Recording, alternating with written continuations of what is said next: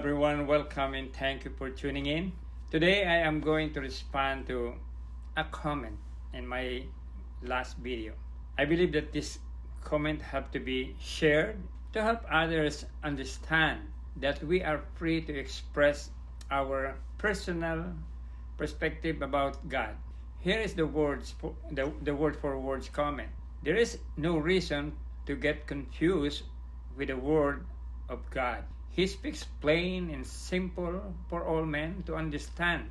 The Bible that we know today contains words that came out from God's mouth, but many, if not mostly, were words written by men who based it on their own understanding.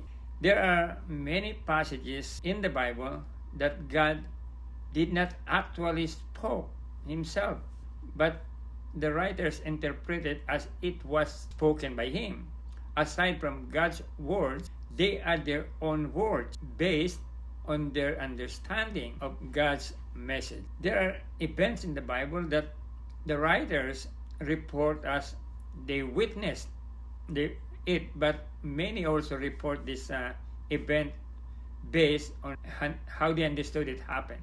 To avoid any confusion, I follow only the words spoken by God, or the words that He gave to His messenger to say. Those who are truly sincere in their search for the truth, God will make them understand by the help of the Holy Spirit. Beware of those who use the Word of God to promote their own agenda. Religion is very profitable business, and everyone has its own way of bringing God's message to the people. Listening to them is confusing to me. My response is, thank you for your thoughtful comment.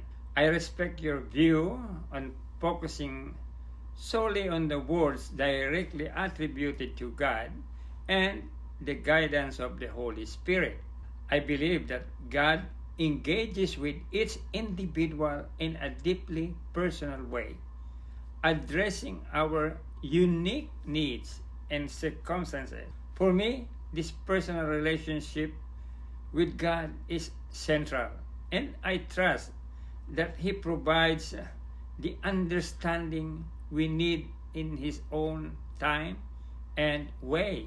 While I value the insight of others, I also recognize the importance of discerning God's truth as it applies to our individual journey. Let me just share to you this. The transition from Jesus' early display of wisdom at the age of 12 to his public ministry at age 30, it can raise intriguing questions. And here are some points to consider regarding why his biological siblings might not have been convinced or converted during his early ministry.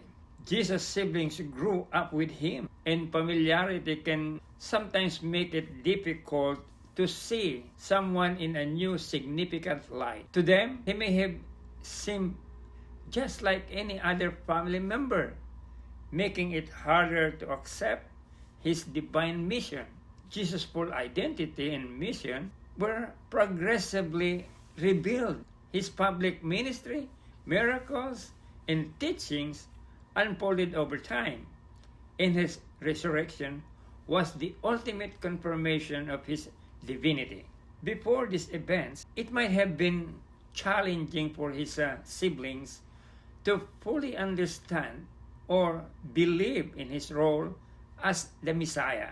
The concept of the Messiah in Jewish tradition was often associated with political or military leader who would liberate Israel.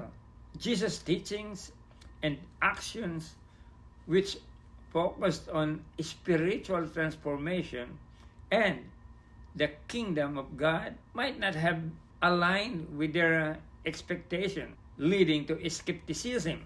Faith can be a complex journey, even for those closest to someone claiming divine authority. The Gospels suggest that Jesus' family had moments of doubt as in Mark chapter 3 verse 21, indicating a natural human hesitance to fully grasp or accept his mission without clear, undeniable proof.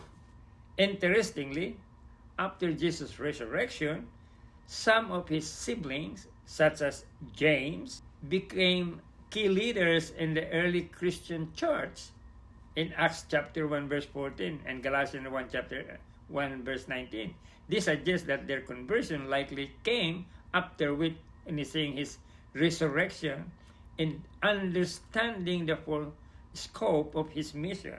The journey of faith for his family highlights the human challenges of belief, even when in close proximity to divine truth.